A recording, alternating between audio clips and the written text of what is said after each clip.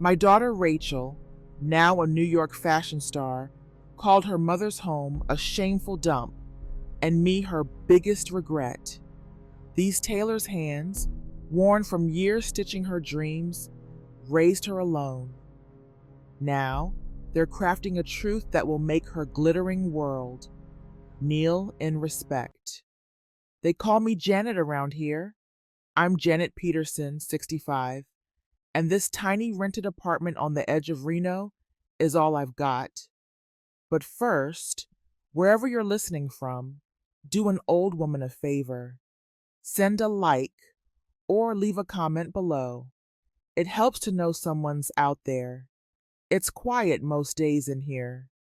The silence has a weight to it, a physical presence that settles in the corners and over the furniture like a fine layer of dust.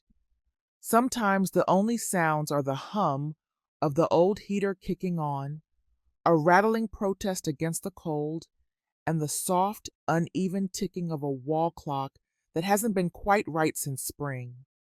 My pension check comes in on the 3rd. Not much, but it's enough to keep the lights on and the rent paid. Barely. That machine over in the corner? That's my Jefferson Textiles special. 30 years of stitching factory seams with that baby. Its steady rhythm the soundtrack to my life. My hands?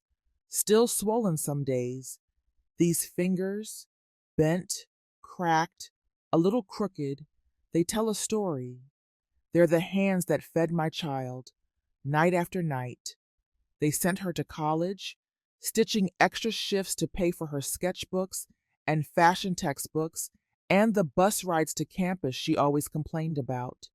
I remember her standing by the door, impatiently shifting her weight while I counted out crumpled dollar bills for the fare. I never once complained, not when the needles broke and a piece flew up, nicking my cheek. Not when I came home so tired the food I'd prepared for myself tasted like ash, and I'd just go to bed instead. Every thread I ever pulled, every sacrifice I made in the quiet hum of that machine was for her. Rachel. She's 35 now, a fashion designer in New York City. She has her name printed, tiny but printed, on the glossy pages of real magazines.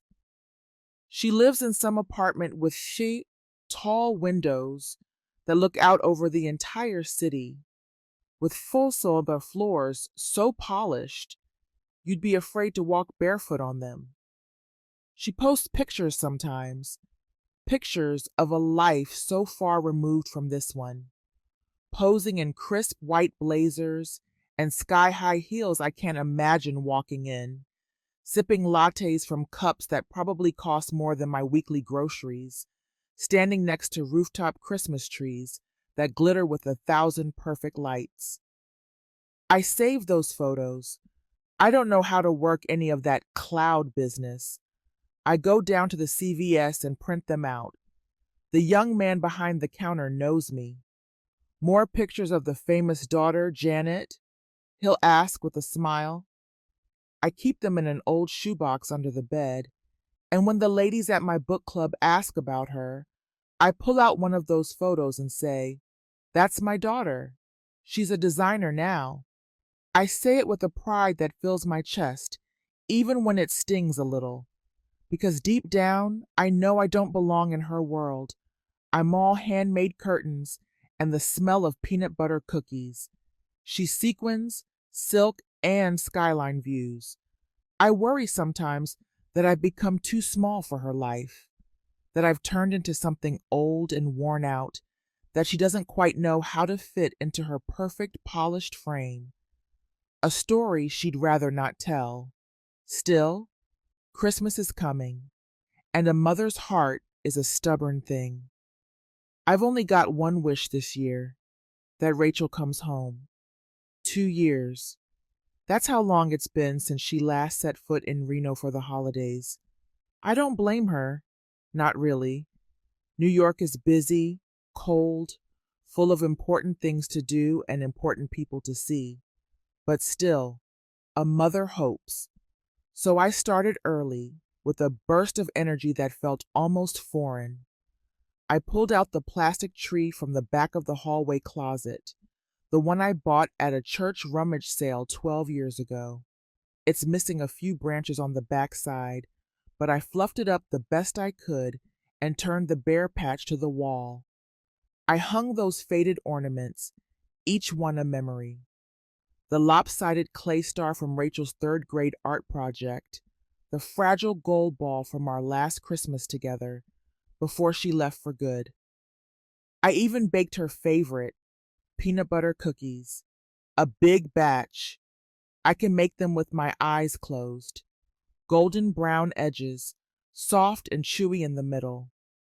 I wrapped a dozen of them in wax paper, just like I always used to for her school lunches, and left them on a plate by the window to cool, hoping the familiar smell would somehow travel across the country to her.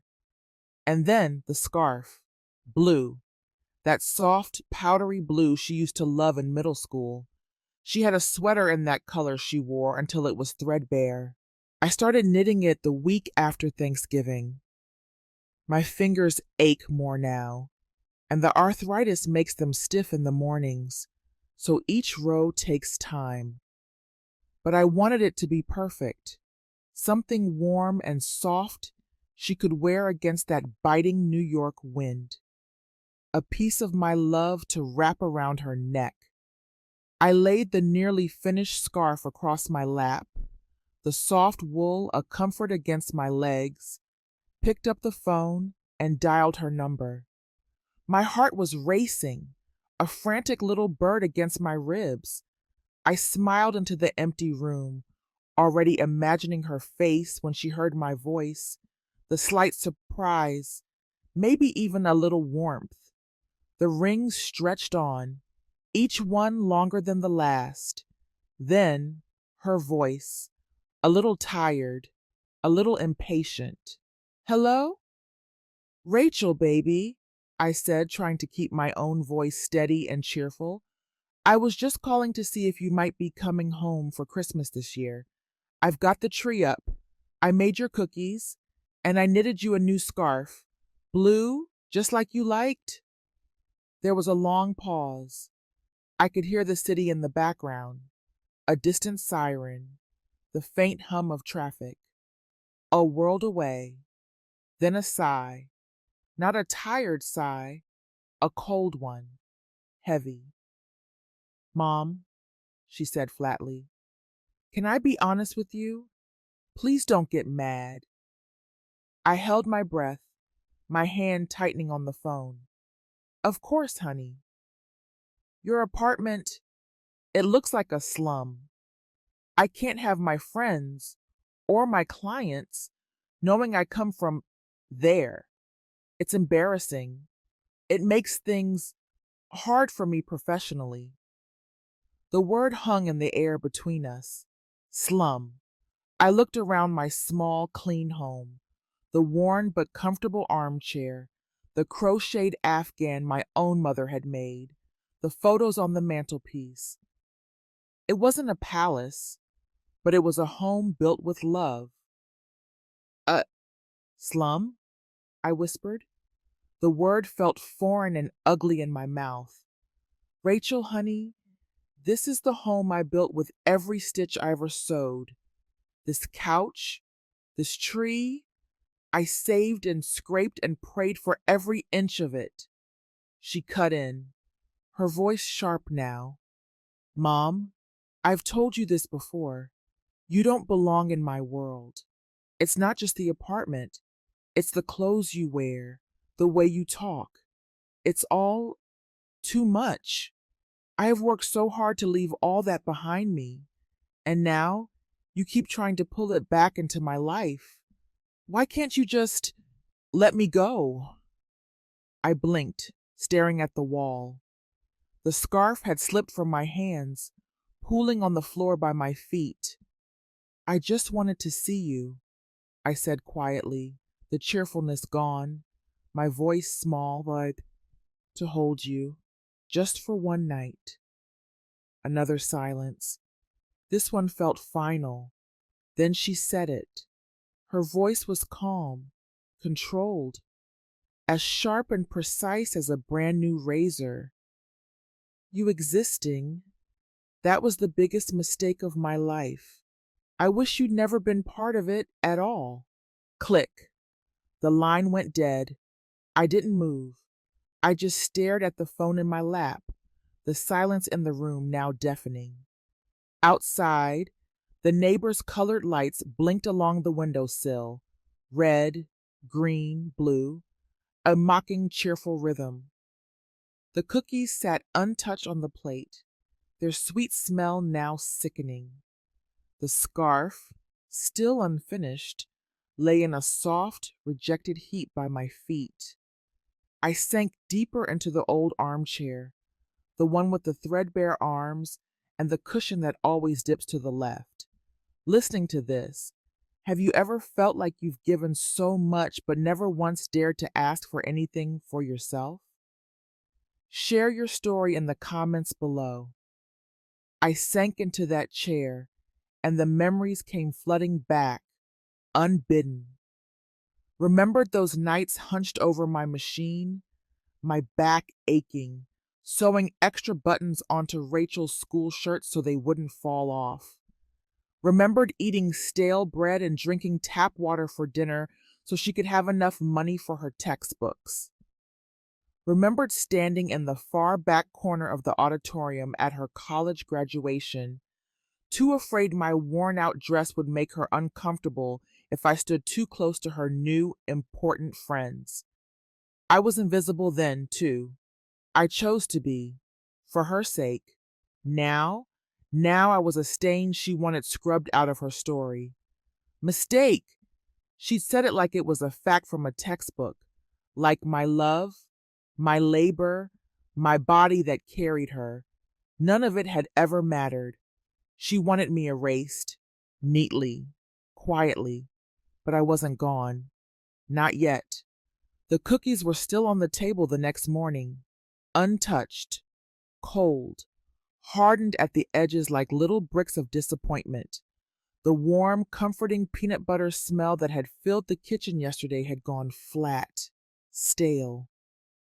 I sat there for a long time, elbows resting on the worn vinyl tablecloth, just staring at them. Outside, the world was celebrating.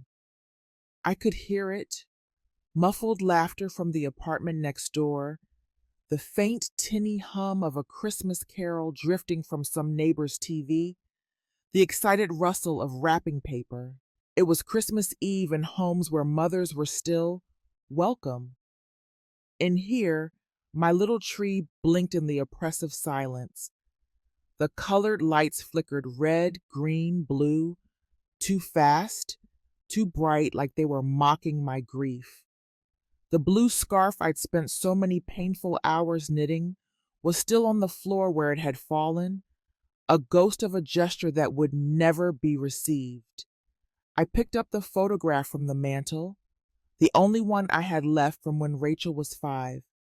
She was in the little red velvet dress I made her for the church Christmas play, standing beside me, her skinny arms wrapped tightly around my neck, that baby-toothed grin stretching from ear to ear.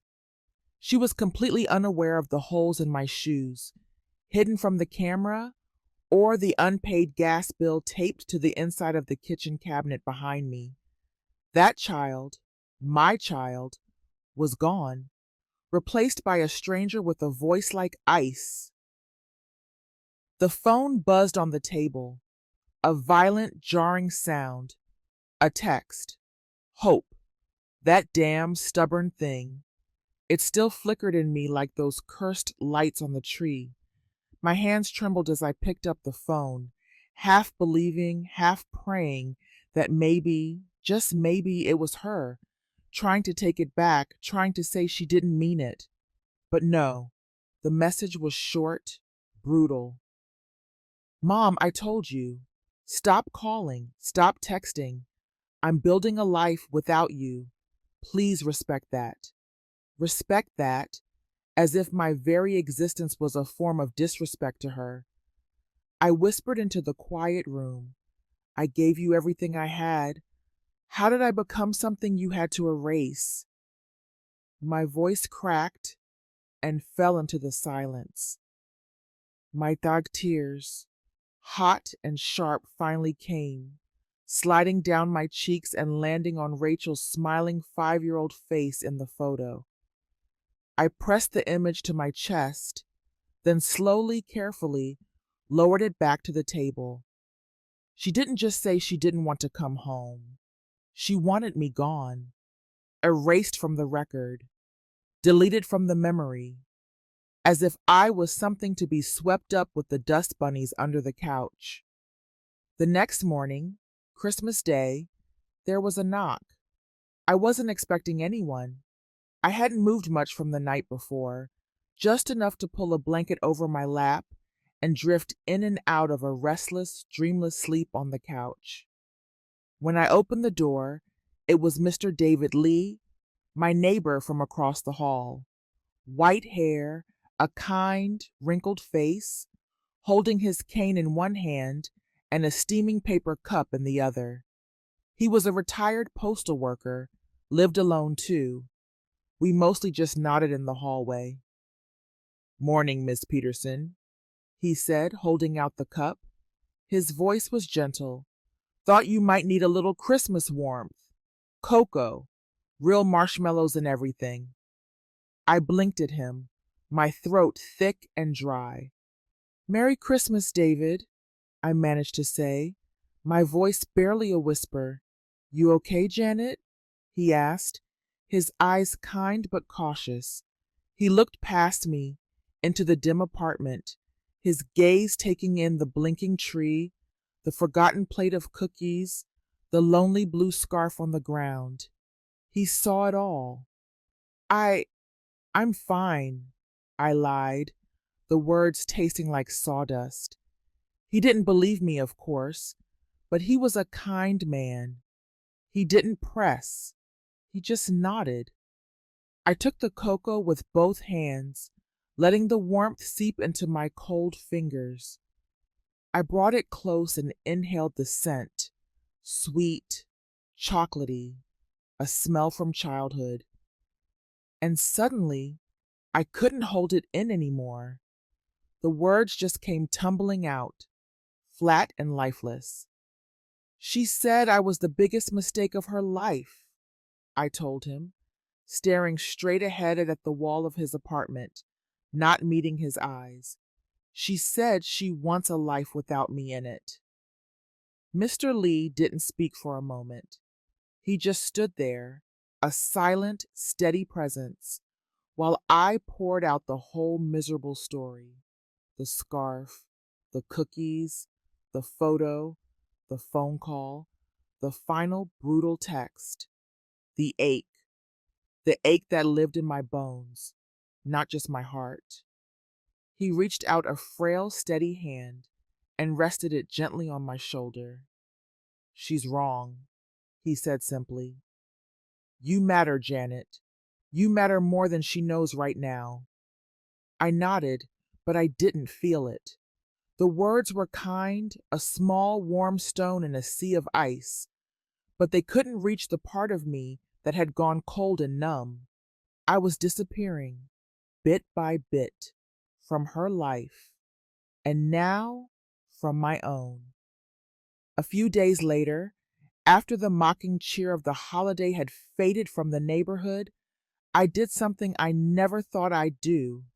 I walked the 6 blocks to the community center down on Mill Street. They had a flyer up at the grocery store for a free support group for older folks, mothers, widows, caretakers, people who'd given everything and ended up with nothing but silence. I sat in a cold folding chair in a circle of strangers, women with soft, tired hands and hard, painful memories. Some nodded at me kindly. Others just stared at their laps as if the answers were written on their worn-out shoes. Grace was the first to speak, a tall, elegant woman with a voice that trembled. Her son had kicked her out of the house she helped him buy, right after his wife had their first baby, said she was interfering when she tried to show her daughter-in-law how to properly burp the child. Pearl, a small bird-like woman, hadn't heard from her only daughter in 5 years. Lives just 2 towns over, she said, her voice thick with unshed tears. Drives right past my street to get to the mall. It's a strange kind of loneliness, isn't it? To be surrounded by a world that just keeps moving on without you. Have you ever had a moment where a stranger's kindness or a shared story from someone who truly understands made you feel seen again? I'd love to hear about it in the comments.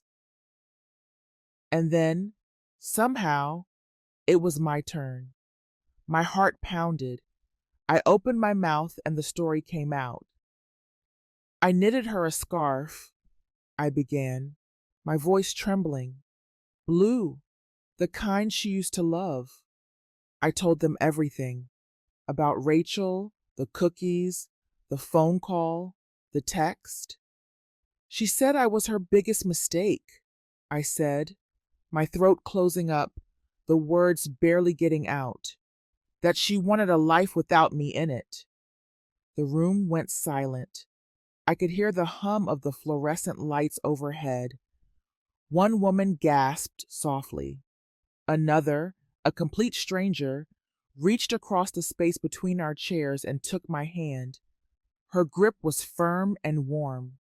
And in that circle of quiet understanding, for the first time in a very long time, I didn't feel invisible. That night, when I got home, I took a small piece of paper from the kitchen drawer and wrote in big block capital letters, I don't need anyone to roll out a red carpet for me. I just need to stand on my own damn ground. I stuck it on the fridge with an old heart-shaped magnet. Every morning after that, I made myself read it. Not to Rachel, not for her, for me. I didn't cry the next morning. Something in me had gone still, quiet, but not empty. There was a fragile, hard-won calm. I unplugged the lights from the Christmas tree, methodically boxing up the old ornaments one by one. The peanut butter cookies went into the trash. I folded the half-finished blue scarf and slipped it into the bottom of a drawer. I couldn't bear to throw it away, but I couldn't bear to see it anymore either. I moved through the apartment like I was carefully packing away a version of myself I no longer recognized. Or maybe just pausing her, putting her away for safekeeping. But my hands wouldn't sit still. They needed to work. 3 days after Christmas, I cleared the small table under the window and pulled my old sewing machine from the closet. The thing wheezed when I plugged it in, like an old friend remembering how to breathe. I dusted it off, ran my fingers over its chipped black enamel, and then reached for the bag of fabric scraps I tucked away over the years, pieces too small for any real projects, but too full of memories to throw away. I didn't have a plan, I just sewed. No patterns, no measurements, just my hands moving on pure instinct, stitching, folding, threading, pressing. There was something almost holy in the rhythm of it, the steady hum of the motor, the slide of different fabrics under my fingers, the satisfying click-clack of the needle biting into cloth. Each stitch felt like a word in a sentence I hadn't been allowed to say. Each seam was a line in a story only I could tell. I wasn't trying to make anything beautiful. I just needed to move forward without noise, without anger, without tears. And somewhere in that quiet, rhythmic work, I remembered who I was before I was a mother. Who I was besides being a mother. A seamstress. A woman who knew how to turn scraps and remnants into something whole and useful. A woman who'd stitched prom dresses from clearance bin satin so a neighbor's daughter could feel like a princess, who had made Rachel's first Halloween costume, a puffy pink pig, out of an old bed sheet and a bottle of dye. I paused, holding my hands out in the lamplight, calloused, a little swollen, still trembling slightly from age and the winter cold. But they were steady enough, strong enough. Rachel had called me a mistake, a burden. She'd said I didn't belong in her world, but I remembered now. She was born from my world, from these hands, from these stitches. She wore my work, my love, my protection, before she ever wore a designer label. And like it or not, part of her blood came from a woman who knew how to survive. A week later, I was mending Mr. Lee's jacket, an old corduroy thing with worn patches on both elbows. As I hand-stitched a new square of brown wool into place, I looked at the fabric in my hands, the different textures, the layers of wear, the colors that didn't quite match but somehow worked together. And it hit me, a jolt of inspiration so strong it was almost an electric shock. What if the flaws weren't mistakes? What if the mismatched parts, the faded stains, the unraveling edges? What if that's where the real story lived? What if I could take every piece of who I was, every broken, discarded, forgotten bit, and sew it into something so powerful and so true that Rachel and the world couldn't ignore it? A collection, a fashion collection, not made of silk or lace, but from real things. Old tablecloths stained with memories of family dinners, frayed jeans that had walked 1,000 miles, retired scarves that had kept lonely women warm, discarded dreams. I would call it the Forgotten Legacy Collection. It wasn't meant for a runway in Paris or New York. It was meant for a sidewalk in Reno, for folding chairs, for women like Grace and Pearl, for women like me. I brought the idea to the support group the following week. My hands were shaking as I explained it. Grace raised her eyebrows, a slow smile spreading across her face. Pearl clapped her hands together, her eyes shining. "We'll help," she said, and the other women murmured in agreement. And they did. Grace, who used to be a bookkeeper before her son decided she was too old to be trusted with numbers, helped me track every dime. We had a budget of almost nothing, so we used recycled materials, scraps from church basements, stained garments from thrift stores, old curtains people threw away. Pearl, who had a sharp, surprising eye for style, helped me sketch silhouettes on the back of old envelopes. We laughed as we came up with names for our creations: the widow's wrap, the don't call me granny coat, and my personal favorite, the you forgot I knew how to fight back skirt. Mr. Lee became our official supplier, bringing bags of forgotten treasures, buttons and zippers from a jar his late wife had kept, a tarnished belt buckle from his time in the Navy in 1979. "No good to me anymore," he said, his eyes twinkling, "but maybe they can become something again." I smiled, feeling a warmth spread through my chest. "So can I, David. So can I." And then came Maya. She wandered into our little group during a Saturday morning mending circle, looking a little lost. She was young, maybe 25, with bright, intelligent eyes and a colorful scarf tied around her head, just like I used to tie Rachel's when she was a little girl. She had recently moved to Reno from California, she told us, completely burned out and tired of the empty, soulless LA fashion scene. She had a degree, a small studio apartment, and a heart that still believed stories could be told with fabric. When I nervously told her about the collection, her eyes lit up with a fire I recognized. Miss Peterson, she said, her voice full of conviction, this is everything fashion needs and nothing it's showing. This is real. She offered to help. Not just to help, but to mentor me, to partner with me. We can make this more than just a project, she said, leaning forward, her hands animated. We can make this a statement. I didn't say yes right away. The idea was terrifying. But later that night, as I looked at the pile of half-made garments on my sewing table, an old, stained apron being transformed into a structured blouse, a faded denim quilt being painstakingly stitched into a vest, I whispered to the quiet room, let's say it loud then. We worked every single day. My small apartment became a humming, chaotic hive of creation. Maya and I stitched side by side, her young, nimble fingers a blur next to my slow, steady ones. We swapped ideas and edits, pushing each other. Grace kept us organized with her meticulous notes. Pearl managed fittings, draping fabric on the other women from the group who had become our willing models. They stood taller, their heads held high, wearing these garments made of their own histories. We planned a show, not at some fancy gallery, at the community center, right on the front lawn, for everyone to see. Maya suggested a date. I nodded, my heart thumping with a mixture of fear and exhilaration.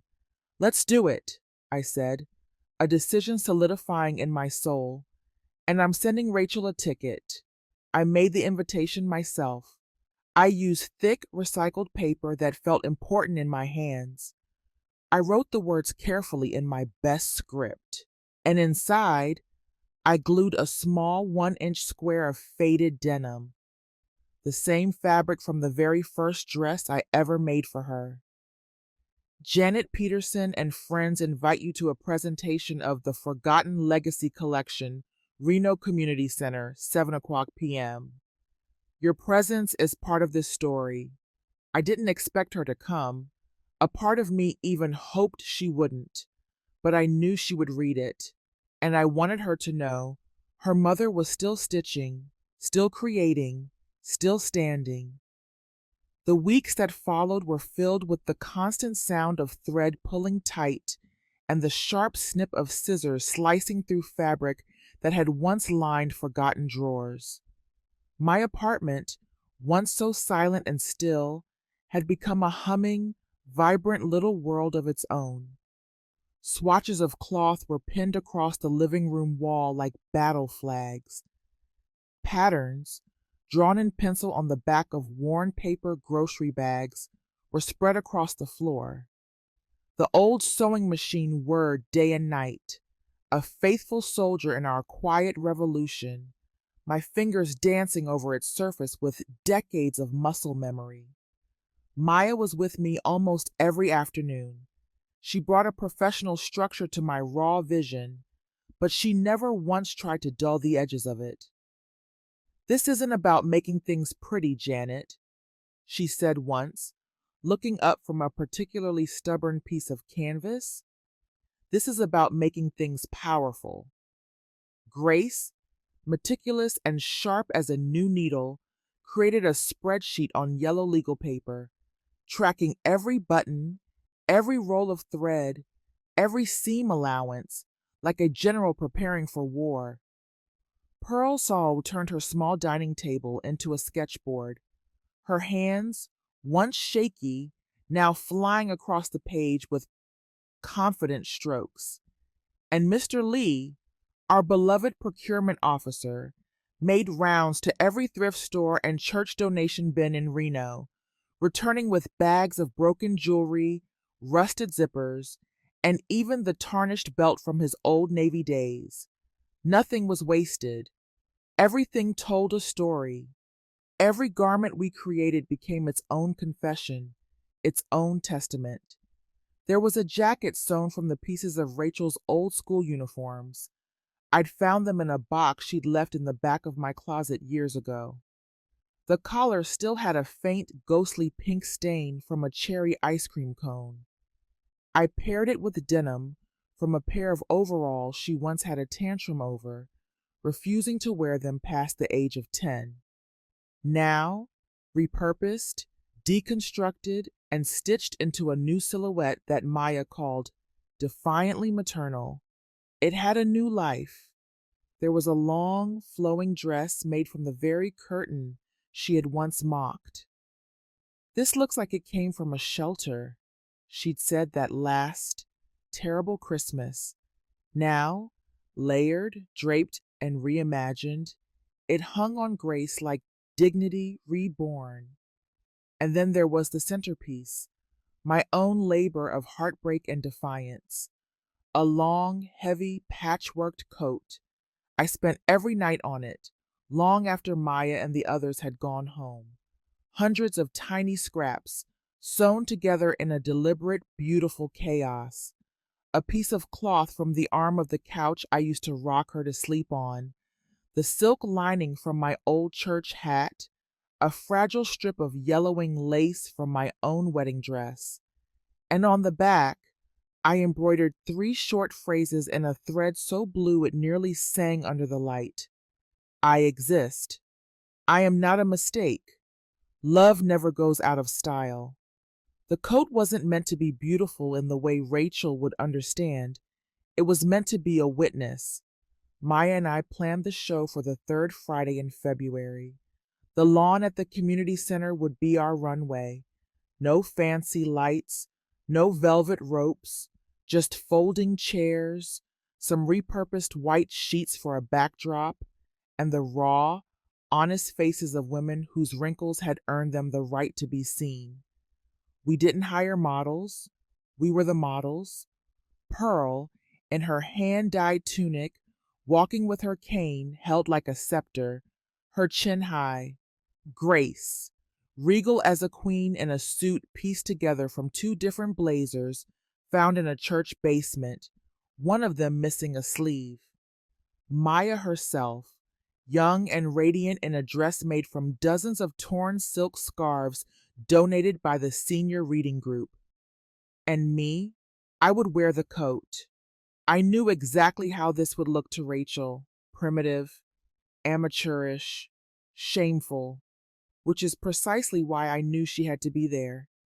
But the invitation couldn't come from just me, not from Mom. That name, to her, carried too much baggage, too much shame, so it came from us all. Janet Peterson and friends invite you to a presentation of the Forgotten Legacy Collection, Reno Community Center lawn, 7 p.m., February 16th. Your presence is part of this story. I wrote each one by hand. I folded it with care. And inside the envelope for Rachel, I placed that small square of fabric. Denim. From the first dress I ever sewed for her, a soft smocked jumper she wore on her 3rd birthday. I remembered she'd spilled strawberry jam all down the front of it and cried, thinking it was ruined forever. I washed it by hand and then stitched a tiny yellow flower over the faint stain. "See," I had told her, holding it up for her to see. "Nothing is ever ruined if we're willing to make something new out of it." I don't know if she remembered that, but I hoped she'd remember something. I didn't send it express mail. I didn't track it. I just put a regular stamp on it and mailed it.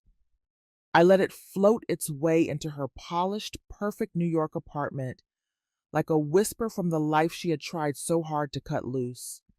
I didn't tell anyone I'd done it, not even Maya. But as I dropped the small white envelope into the big blue box across from the laundromat, I felt something settle deep inside me. It wasn't peace, not yet, but it was clarity.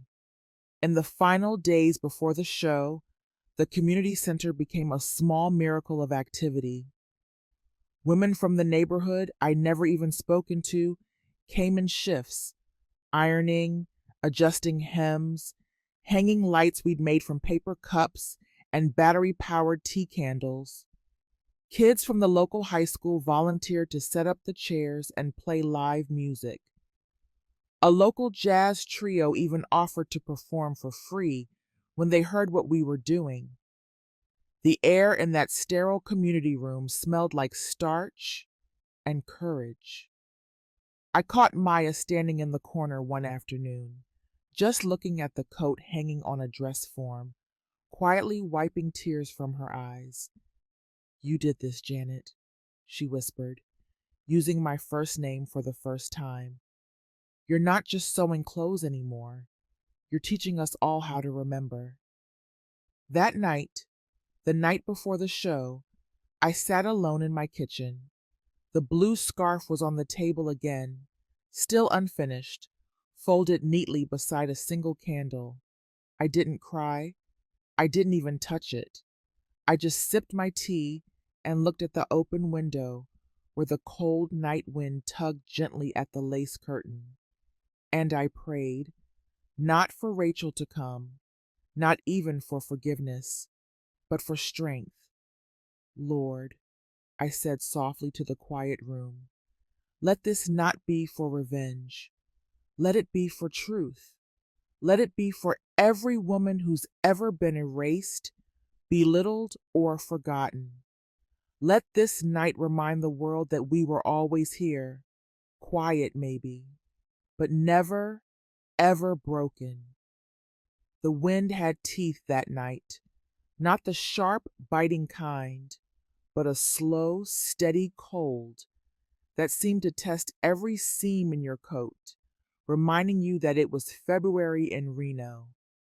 And yet, the lawn outside the community center was full.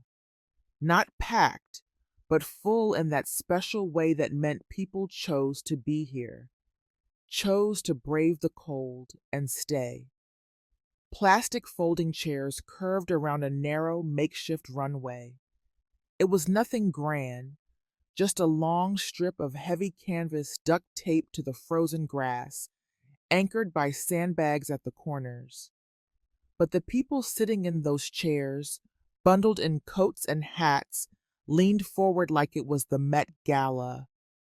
There were no microphones, no fancy stage lights, just the soft, flickering glow of tea candles in mason jars, casting long shadows up the hems of winter coats and onto chapped hands cupped around paper cups of hot cocoa. Backstage, which was really just a corner of the community room partitioned off with a sheet, Grace was calmly adjusting her collar. Maya was pinning the final sash on Pearl, and I was pacing, not from nerves, but from a deep, profound focus. In my hand was a clipboard, the lineup, not of models, but of stories. Each outfit was a testament. We didn't call them looks, we called them echoes.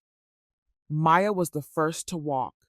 She wore a long, deconstructed shawl dress made entirely from scraps of fabric that had been donated to the community pantry, a piece of lace from an old communion veil, a swatch of silk from a forgotten prom dress, a tattered apron whose waistband still smelled faintly, impossibly, of rosemary.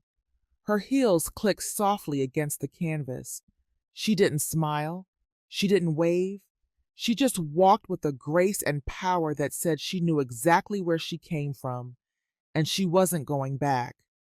Then came Pearl. The crowd chuckled warmly, a wave of affection, as she made her entrance with her polished cane in one hand and her 10-year-old granddaughter in the other. Her tunic was made of dyed denim, patched with pieces of the very curtain she had once sewn for her daughter's first home. Her earrings, made from buttons salvaged from her late husband's military uniforms. She raised her chin at the end of her walk, her final pose a silent dare for anyone to look away. Then came Grace, regal as ever, in a boxy, two-tone coat tailored from the church's donation closet, a rich black wool on one side, a dramatic mustard velvet from an old theater curtain on the other. The lining, which she flashed to the crowd, was covered with the names of her sisters, all stitched by her own hand in shimmering golden thread. When she turned at the end of the runway, she didn't smile. She simply mouthed the words, "We're still here." Each woman carried her own history. Each stitch was a quiet protest. Then the music stopped. We didn't have much, just a young boy from the neighborhood Maya had found, playing his cello beautifully near the entrance. His bow rested now. The silence was complete. It was my turn. I didn't walk onto the runway right away. I stood at the edge, my clipboard in hand, my own old coat zipped tight against the cold, and I spoke. Softly at first, then my voice growing louder, clearer, carrying across the cold, still air. This collection is called The Forgotten Legacy. The crowd stirred, leaning in. It is not fashion, it is witness. Each piece you see tonight was made by the hands of women who were told their work didn't matter, that their thread was domestic, that their silence was expected, that their creativity was irrelevant. I looked out at the sea of faces and my eyes found her. Rachel. She was in the second row. Her legs were crossed elegantly. Her own coat was exquisitely tailored. Her expression was a mask carved from ice. She didn't look at me. She stared straight ahead at the canvas runway, and I didn't give her the power of my gaze. I looked past her, at everyone else. I continued. The scraps in these garments were not mistakes. They were not trash. They are the remnants of dinners cooked without thanks, of holidays spent alone, of hands that sewed name tags into the lunch boxes of children who never returned. I took a deep breath, and a hush fell over the crowd. My name is Janet Peterson. I was a seamstress. I am a mother, and I am not invisible. I stepped aside, and the rest of the show walked without narration, because their stories didn't need my voice. Out came Rosa, a woman from my support group, wearing a repurposed wedding dress that had never made it to the altar. Then came Darlene, a fierce 70-year-old, in a suit crafted from her own father's work overalls and a delicate lace tablecloth. Every woman who walked had never been asked to walk a runway before, and as they did, one by one, people in the audience began to stand.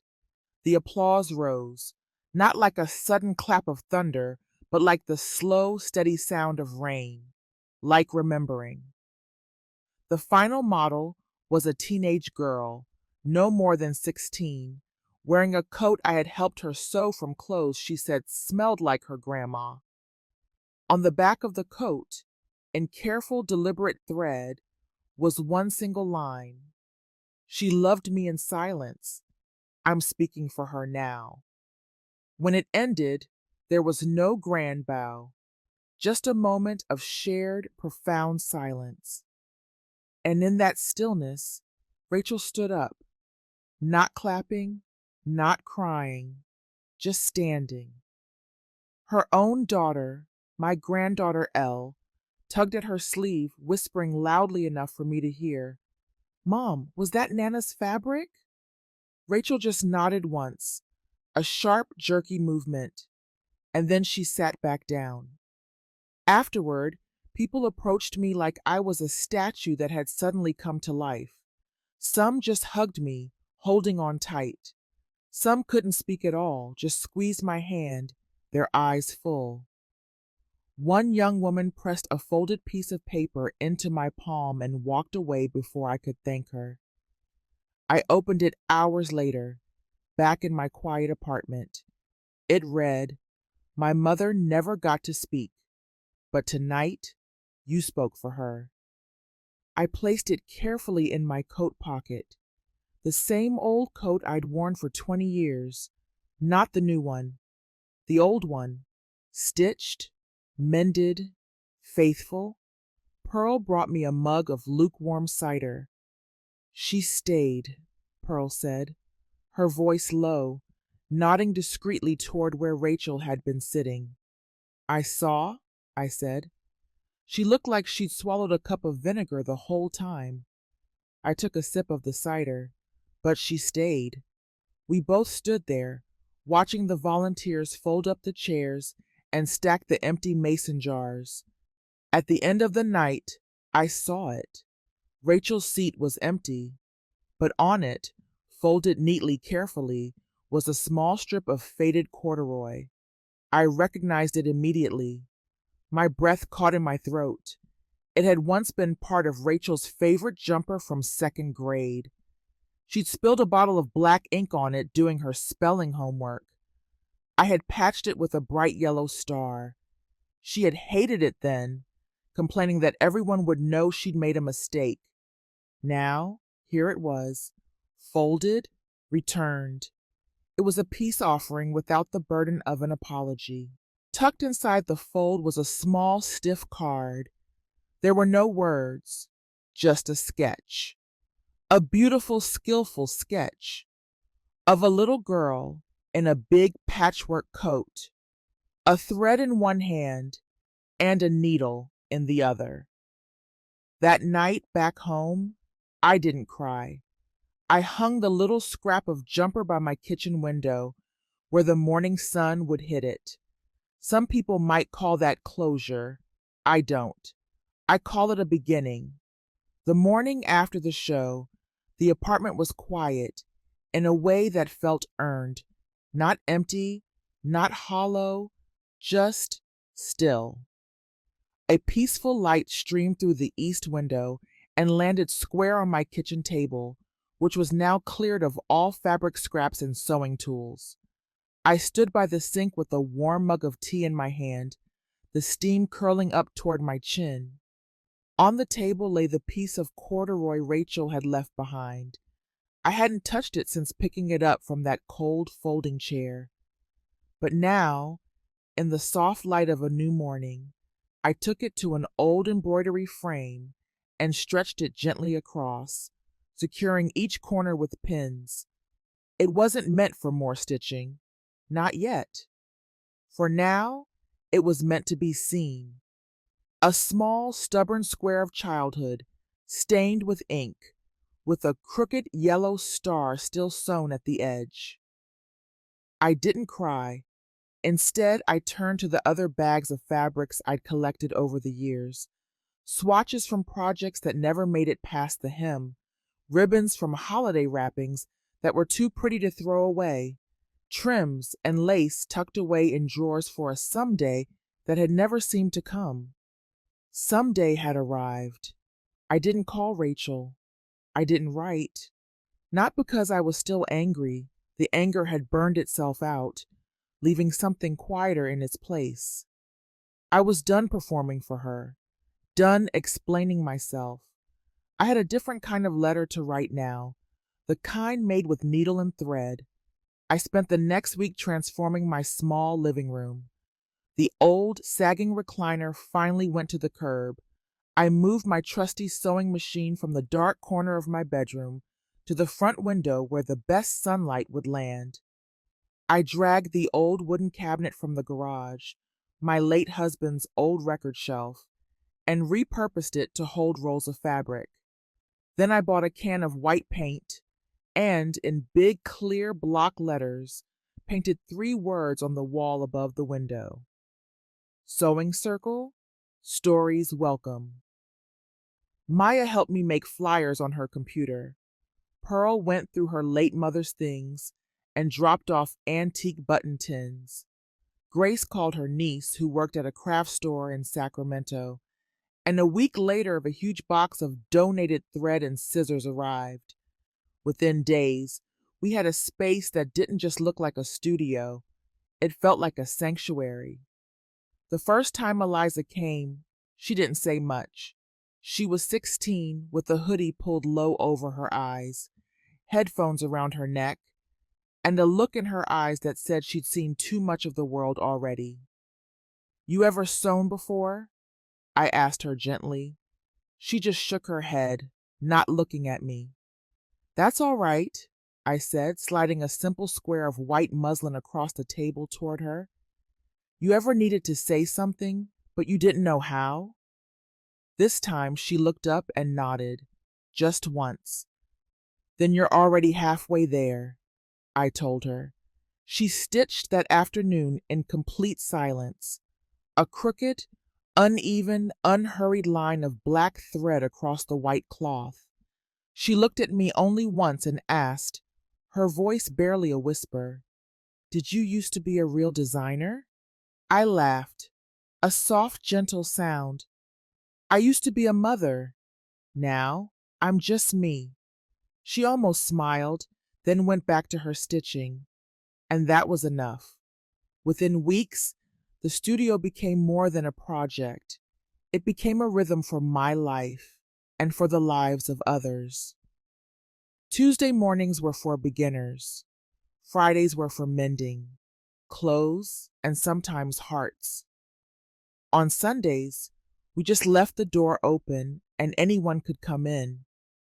Some came just to sit and be in a space with other women without having to talk. Others brought broken hems and broken hearts. No one ever asked about Rachel. No one needed to. Because the truth was, I didn't need an apology from her anymore. I needed air. I needed light. I needed to use my own two hands for something that wasn't about holding on desperately to the past. On the first official day of spring, I finally threaded a needle and brought it to the small corduroy square in its frame. I didn't repair the crooked star. I didn't try to cover the old ink stain. I just stitched carefully around the edges with a steady hand, and right beneath the patch, I wrote in simple, clean backstitch, "There is no wrong thread, only stories unfinished." I didn't frame it in glass. I let it hang loose on the wall, the way memories do. That evening, long after everyone else had gone home, I stayed in the studio. I didn't turn on the lights. The dusky pink glow of the Nevada sunset was enough. I sat near the window, listening to the old building settle into its night posture. I remembered being that girl, not 16 like Eliza, but just as silent. I remembered standing outside a department store window in my 20s, looking at mannequins wearing clothes I had dreamed up but never dared to believe I could make. I remembered the first time Rachel had screamed at me, "You always make it about you," and how I had folded inwards, shrinking myself down, thinking maybe she was right.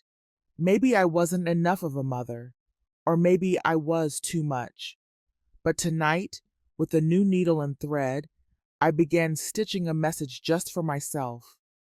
A tiny square of fabric, a quiet kind of manifesto. You're allowed to change. You're allowed to rest. You're allowed to matter. The stitches weren't perfect, but they were mine. 2 days later, a woman in her 70s named Lorraine stopped by, holding a grocery bag full of old fabric scraps. She asked, her voice trembling slightly, "Is it too late to learn?" I looked her right in the eye and said, "It's never too late to speak." By April, our little space had grown into something the city of Reno didn't have a name for. We weren't a store, we weren't a shelter, we weren't a church, we were a circle.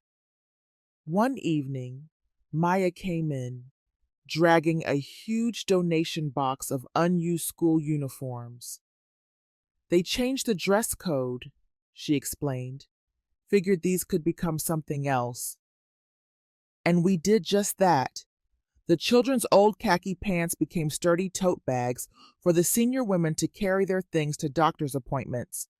The blue polo shirts were transformed into colorful aprons for the volunteers at a local soup kitchen. Every stitch carried a memory. Every new thread was a second chance. I thought about Rachel less and less, or maybe I just thought about her differently.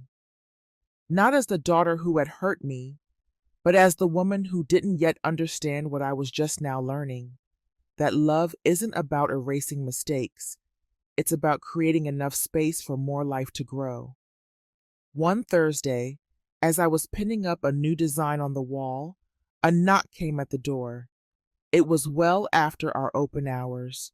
I expected it to be Pearl or maybe Grace, but it was a young man I didn't know. He looked to be about 20, maybe less. He was nervous, his eyes darting past me into the now quiet studio. "Is this the place that fixes things?" he asked, his voice low. I smiled. "We try." He reached into his backpack and pulled out an old, torn denim jacket. It was embroidered with a name that obviously wasn't his anymore. "I don't know how to sew, dear," he said, looking down at the jacket in his hands. But I thought maybe I could learn. I opened the door wider. "Come on in," I said. "We all have to start somewhere." And as the door closed behind him, I felt it, not closure. That's too neat a word. This was continuity. In the studio, the last of the evening light flickered gently over the framed corduroy square, and the words stitched around it. "There is no wrong thread, only stories unfinished," and mine was still being written. And that's where my story continues today, not just in stitches, but in sharing. I know that when we sit together like this, stories can flow like a river. Today, I wanted to open my heart a little, and I'm hoping I can hear some of your stories too. You know, sometimes just a simple click on a screen, a like, a subscribe, or a share might seem like a small, fleeting gesture to many. But for me, and for all the quiet voices that need to be heard, every single one of those clicks is like a little flicker of light in the darkness. It's a quiet way of saying, "I see you, I hear you, your story matters." It reminds me that we are not invisible. That simple click from you is a powerful statement of support for me, and it's what gives me the strength to keep sharing these stories. After my story was told, something changed in me. For weeks, all I wanted was for someone to hear what was in my heart. And now that you've listened, I realize what I want most is to hear what's in yours. Down below, in that comment section, I would be so honored if you shared a piece of your story with me. Tell me about a time you felt unheard. Tell me about a passion that others might have thought was silly. Or tell me about a moment you found your strength, even in the smallest, quietest way. I will read them. I will carry them with me, because your story matters. We want to build Sapphire Revenge as a community where we can share these stories from the bottom of our hearts. I know you have your own private stories that can sometimes be hard to share with family or friends. I'm here to listen, to share in your joys and sorrows, because we all deserve to be respected and to be heard. If you don't have a sad story like the one I've been through, please share a happy one. Maybe tell me about a little joy you found today. Please share it with me. It would be such a source of encouragement, helping me and everyone watching this to heal and to find faith and motivation in life. If you're watching this on a television, don't hesitate to pick up your phone and search for my channel, Sapphire Revenge. I truly hope we can share these feelings together. Let's build a community where we can share our feelings honestly. Let's make this a place where we listen to each other. A place where no woman has to feel that her life, her struggles, and her victories are invisible. Thank you once again for sitting here with me. It means more than you know.